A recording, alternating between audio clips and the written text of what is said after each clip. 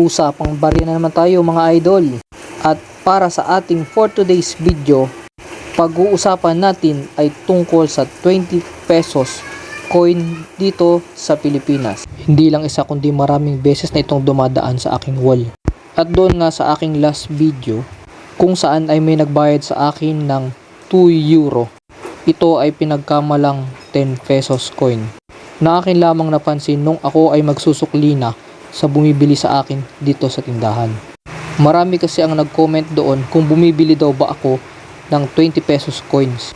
Kaya dito na ako na-curious. Kung hindi nyo nga na itatanong, iniipon ko ang mga 20 pesos na binibili sa akin.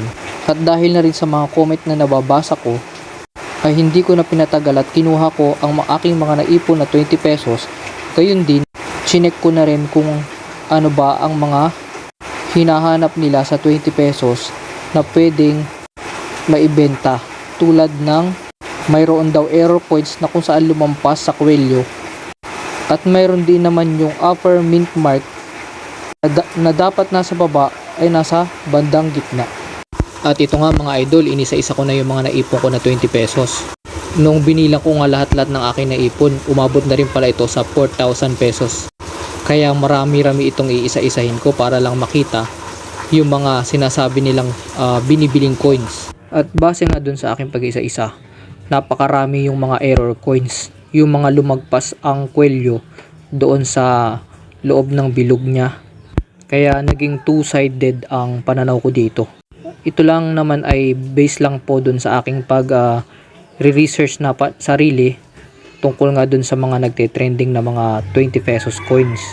Which is yung error coins ay common, hindi siya rare. Out of 4,000 pesos nga ay halos nasa 2,000 estimated yung may mga error coins, so hindi siya kakaunti, no? Marami siya.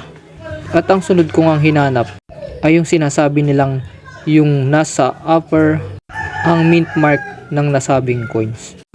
At out of 4,000 pesos, 5 piraso lang ang nakuha ko na mayroong upper mint mark na 20 pesos. So kung iisipin mo, masasabi mong rare siya kasi almost 1% out of 100. Ganun yung kaibahan niya doon sa error coins. Disclaimer lang ulit mga idol, hindi po ako coin collector at hindi rin po ako bumibili ng mga coins. Ito po ay sarili ko lamang opinion base sa mga kasalukuyang nagaganap na konektado sa aking mga ginagawa. At gusto ko nga rin po magpasalamat sa lahat ng sumubaybay sa huling upload ko ng reels kung saan umabot ito ng daan-daang libong views at patuloy pang nadadagdagan at marami ang nagko-comments related doon sa aking pinost. Ito lamang po at maraming salamat. God bless you all po.